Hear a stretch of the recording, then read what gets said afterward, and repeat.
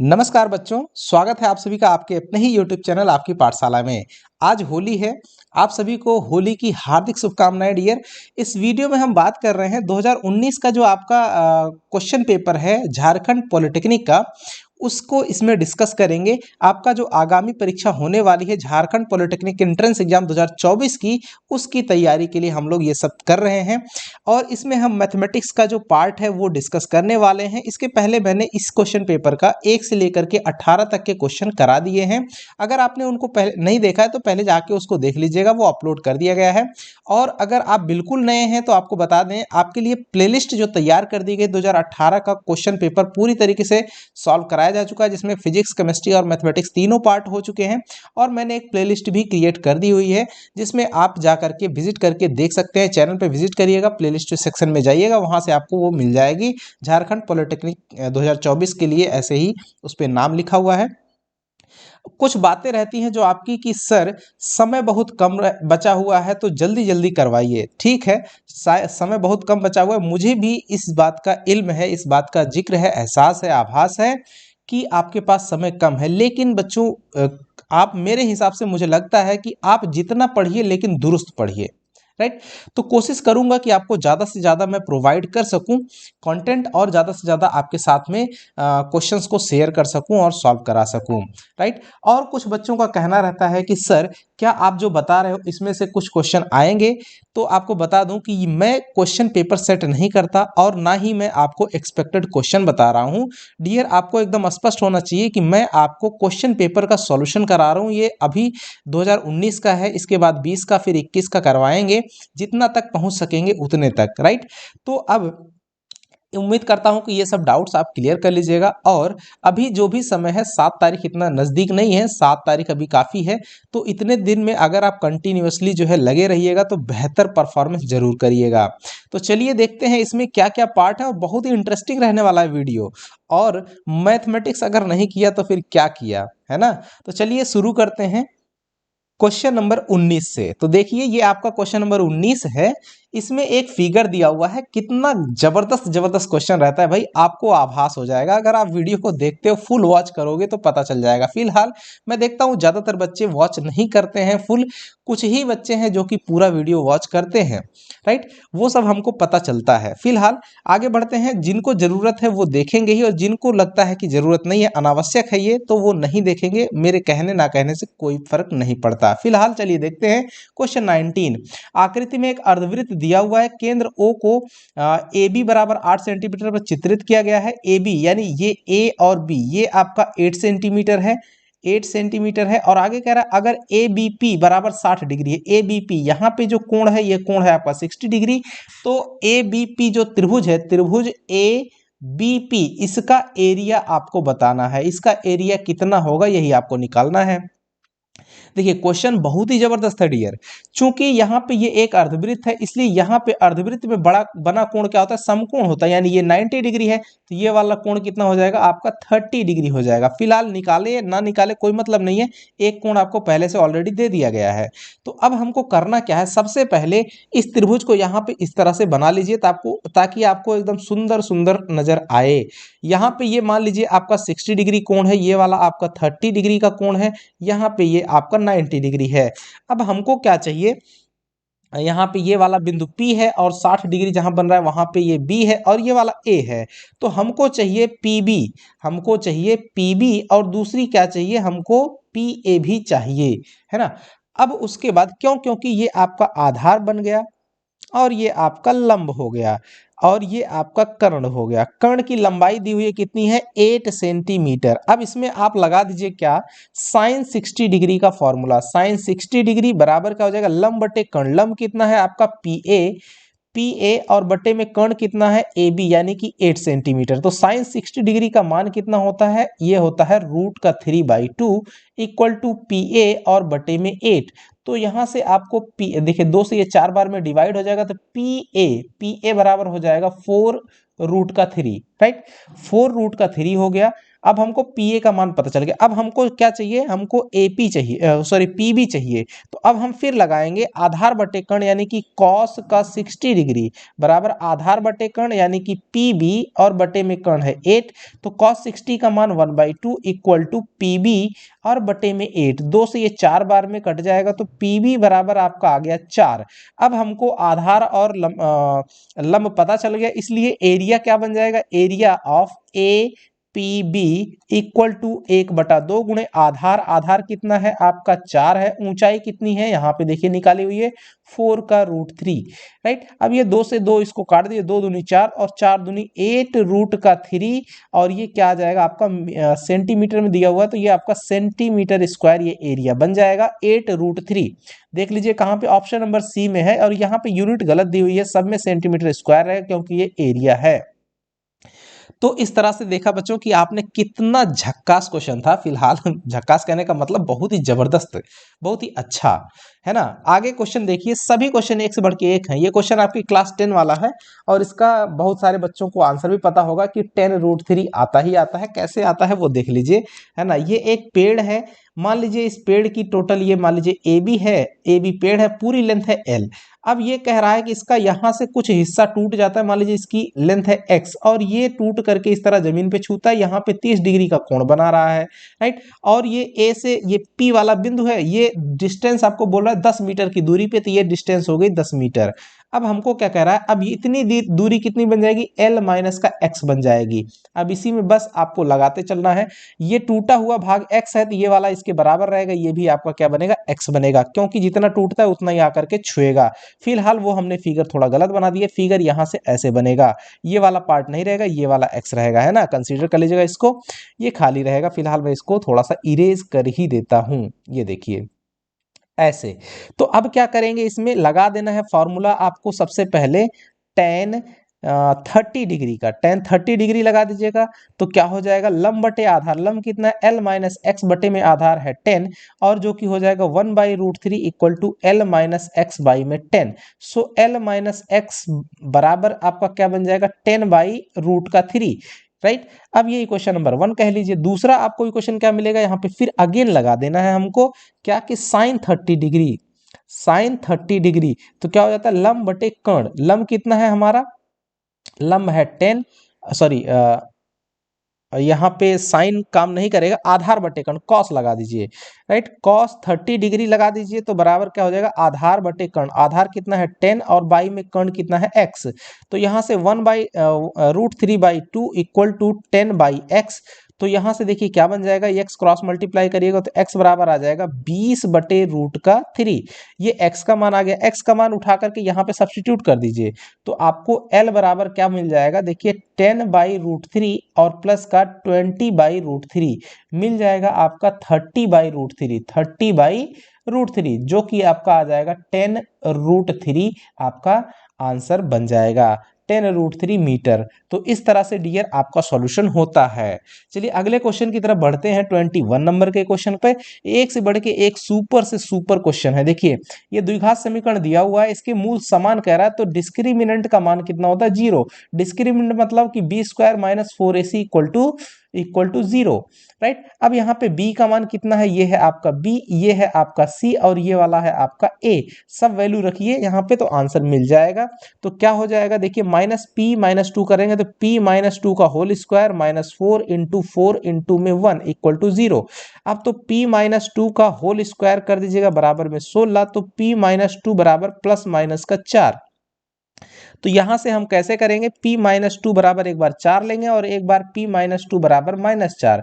तो यहां से हमको क्या मिल जाएगा, p इक्वल टू आपको मिल जाएगा 4 और 2 मिलकर के 6, और p इक्वल टू क्या मिल जाएगा, ये आपका -2। तो आपको आंसर दिख रहा होगा कि -2,6 आपका ऑप्शन नंबर डी सही हो जाएगा। अगले क्वेश्चन की तरफ देखते हैं। देखिए ऐसे क्वेश्चन को आपको तरीका सीखना है डियर, और वीडियो जरा सा भी इंफॉर्मेटिव और अच्छी लगती है तो लाइक करना बिल्कुल मत भूलिए, और अपने दोस्तों के साथ शेयर भी ज़्यादा से ज़्यादा कीजिए। चैनल पे नए हैं तो सब्सक्राइब भी करना मत भूलिए। चलिए अगले क्वेश्चन पे 22 नंबर। देखिए ये आपको 4 बिंदु दिए हुए हैं, इनको जोड़ने पे एक चतुर्भुज बनता है। वो कैसा चतुर्भुज है, चलिए ये क्वेश्चन बड़ा ही जबरदस्त है। आप यहाँ पे एक काम करिए, एक चतुर्भुज इस तरह से बना ही लीजिए। ये है आपका ए बी सी और डी। ऐसे क्वेश्चन क्वेश्चन कैसे बनते हैं उनके लिए आपको इतना करना ही करना पड़ेगा। देखिए, बिंदु ए का निर्देशांक कितना है 1,1, बी का निर्देशांक कितना है -1,5, सी का निर्देशांक आपका कितना है आपका 7,9 और डी का निर्देशांक है 9,5। अब आपको निकाल लेना है ए बी। फटाफट शॉर्टकट तरीके से हमको ए बी निकाल लेना है, तो देखते रहिए, बस निगाह पैनी होनी चाहिए। 1 - 1 करिएगा, 2 का स्क्वायर 4 डायरेक्ट लिखना है, और 1 - 5 4 का हो जाएगा 16, यानी कि रूट के अंदर में आप गया 20 है। और उसके बाद आप BC निकालिए। BC के लिए आप देखिए क्या हो जाएगा, ये -1 - 7 8 हो जाएगा, यानी कि 64 और प्लस का। उसके बाद 5 में से 9 जाएगा, 4 4 चौक 16, इसको जोड़ दीजिएगा तो कितना 64, 6 4 10 और 7 1, ये हो जाएगा रूट का 80। 80 को क्या ले 20 चौक 80, यानी कि 2 रूट का 20 आ गया। इसी तरीके से अब हम निकालेंगे CD निकालिए, देखिए क्या हो जाएगा। तो 7 में से 9 जाएगा, 4 4 चौके 16 और प्लस का गलती तो नहीं कर दी, 7 माइनस का 9, ये हो जाएगा 2, 2 का स्क्वायर हो जाएगा 4, ये 4 रहेगा, प्लस का 7 में से 5 जाएगा 4, सॉरी 9 - 5 हो जाएगा 4, 4 का स्क्वायर हो जाएगा 16 और 16 4 में 20, ये आ गया स्क्वायर रूट में 20। इसका मतलब है कि ऑलरेडी जो आपका AD आएगा, AD वो लेंथ आ जाएगी 2 रूट का 20, निकालने की जरूरत नहीं है क्योंकि दूसरा मिल गया बराबर, तो ऑटोमेटिक ये बन जाएगा। अब हमको ये इतनी तो मिल गई, इसका मतलब आमने सामने की भुजाएं क्या है, ये वाली इसके बराबर है और ये वाली भुजा इसके बराबर है। ऐसा किस में होता है, इन सभी में, लेकिन और भी चीजें निकालनी पड़ेगी। अब आपको विकर्ण निकालना पड़ेगा। AC की लेंथ निकाल लीजिए, तो क्या मिलेगा 1 - 7 यानी 36 हो जाएगा, और प्लस और 1 - 9 ये हो जाएगा 8, 8 टाइम 8 है 64, 64 36 हो जाएगा 100 और बाहर निकलेगा तो 10। अब इसी तरीके से BD निकाल लीजिए। BD बराबर स्क्वायर रूट के भीतर में देखिए -1 और 9, 10 का स्क्वायर हो जाएगा और प्लस का ये 0 यानी कि 10 आ जाएगा। तो इस तरह से आपने देखा कि AC इक्वल टू क्या आ जाएगा BD। सम्मुख भुजाएं बराबर हैं और AC बराबर में क्या हो जा रहा है BD, यानी विकर्ण आपस में बराबर है। ऐसा सिर्फ और सिर्फ किस में होता है, आयत में होता है। वर्ग के होते हैं लेकिन उसके पहले आपकी सारी भुजाएं बराबर होनी चाहिए, तो वो है ही नहीं। समचतुर्भुज में क्या होता है, इसमें विकर्ण की लेंथ बराबर नहीं होती, ये भी नहीं होगा। समांतर चतुर्भुज में विकर्ण की लेंथ बराबर नहीं होगी, ये भी नहीं होगा। आयत ही आपका सही आंसर हो जाएगा। इस तरह से करना होता है डियर, और आपको ऐसे ही पहचानना पड़ेगा।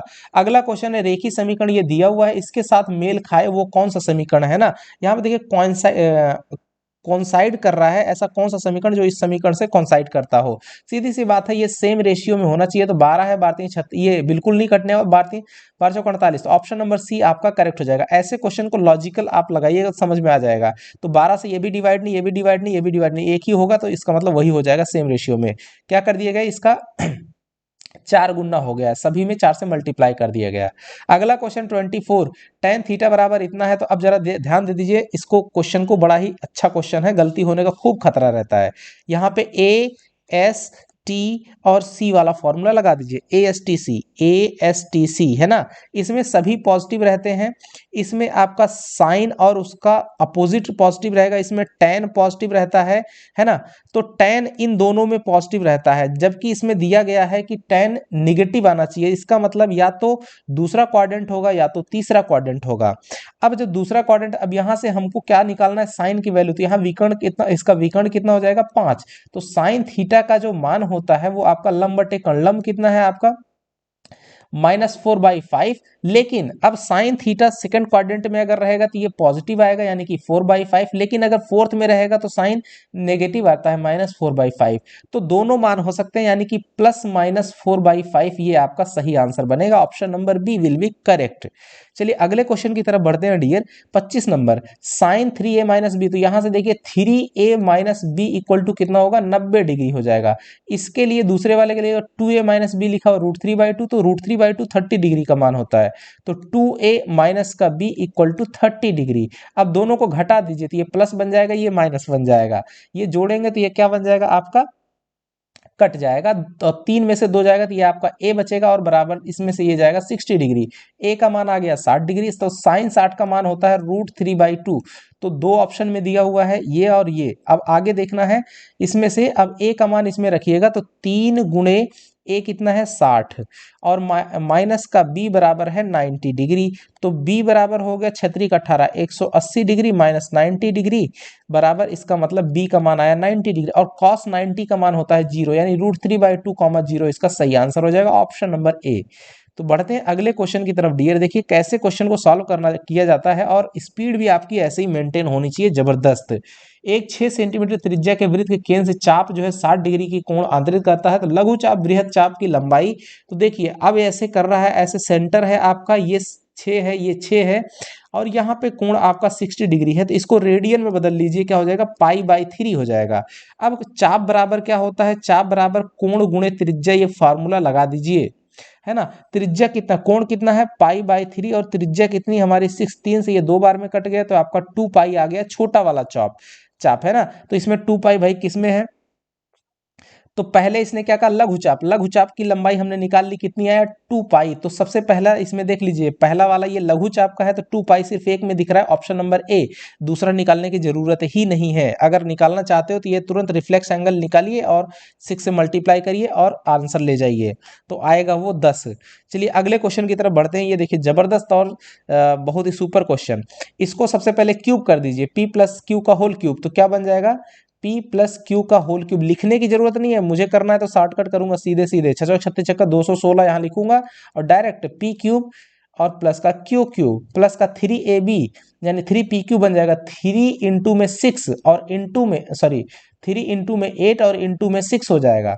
अब यहाँ से P क्यूब प्लस का क्यू क्यूब बराबर 216 और माइनस का 8 3 24 या 8 48 गुणे 3 कर दीजिए, 48 और गुणे में 3, तो 3 8 24 के 4 और 3 चौक 12 13 14 144 144 है ना।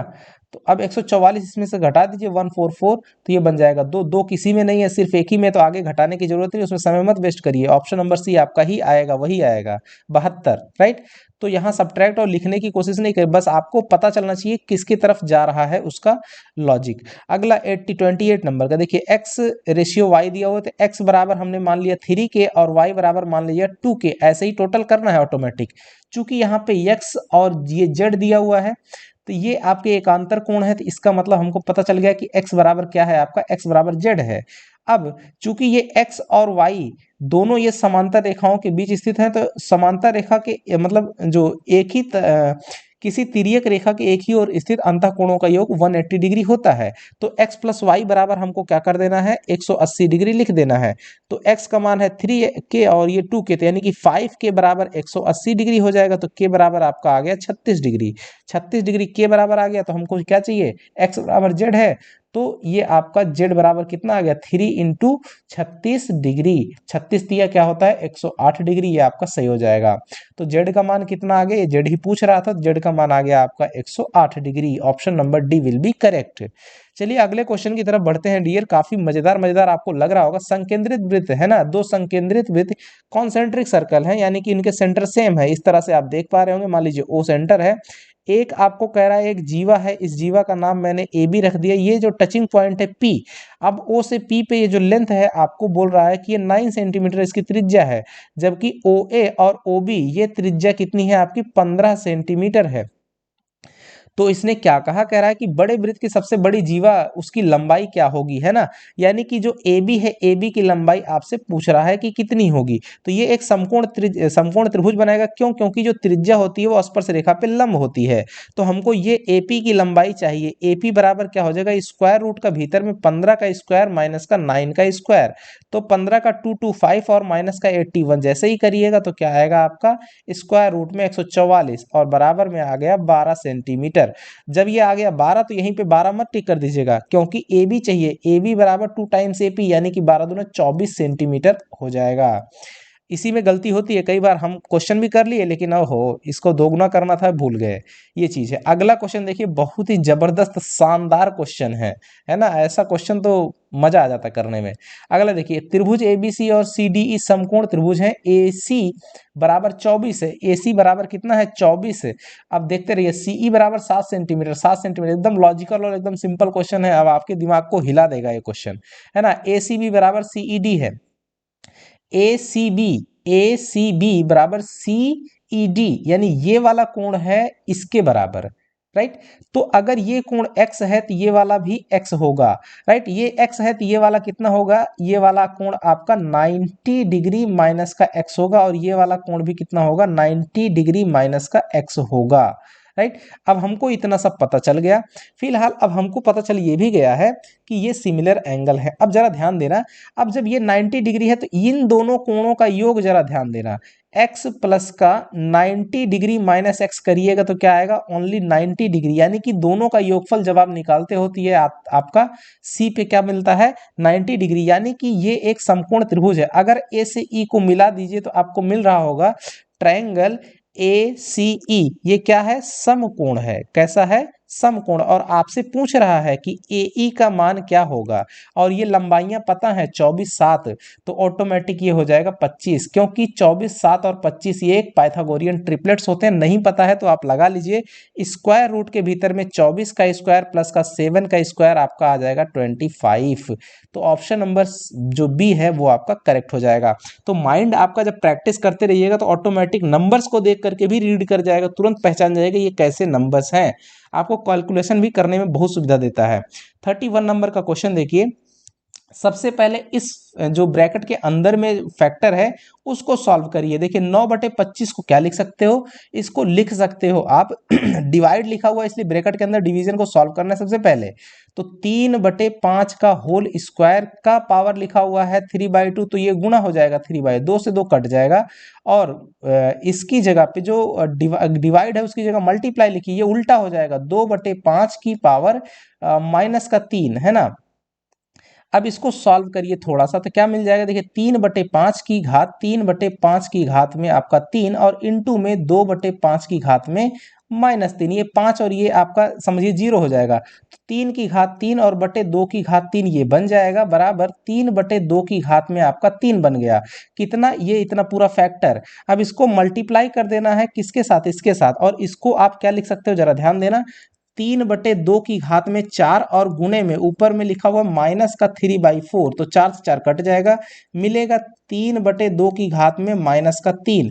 तो अब इसी को आपको सिंप्लीफाई कर देना है, 3/2 की घात में माइनस का 3 गुणे में इधर वाले को मल्टीप्लाई करिए 3/2 की घात में 3।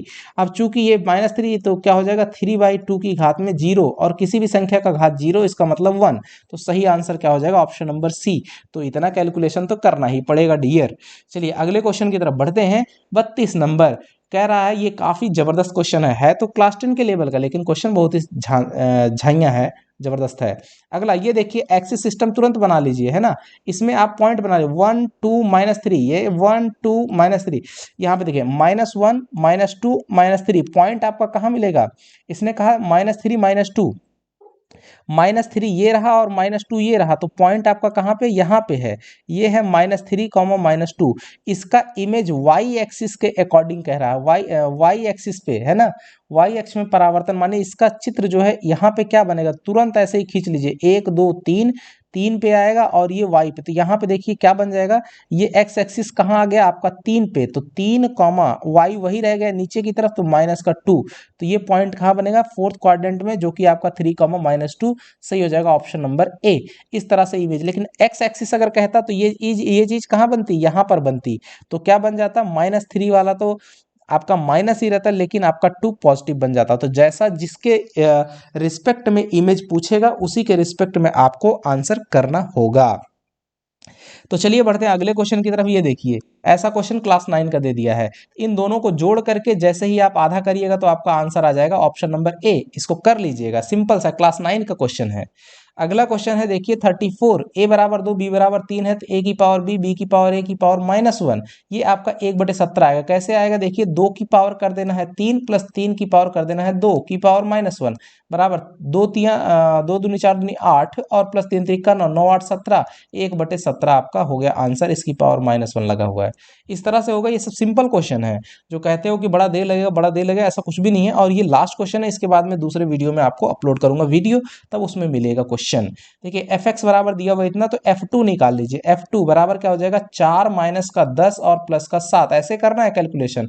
7 4 11 माइनस का 10, ये हो जाएगा 1, तो यहाँ पे 1 माइनस, अब ये f -1 निकालिए। f -1 बराबर क्या हो जाएगा, 1 प्लस का 5 प्लस का 7, तो 7 6 13 आपका आ गया 13, माइनस का 13 बराबर आ गया -12। तो सही आंसर क्या हो जाएगा, ऑप्शन डी। आई होप कि डियर आपको समझ में आएगा और एंजॉय किया होगा। थोड़ा सा फास्ट हमने जरूर किया हुआ है, तो बस इसीलिए ऐसे ही आपको स्पीड वहाँ बरकरार करनी है इसके लिए। ठीक है, नमस्कार, जय हिंद बच्चों।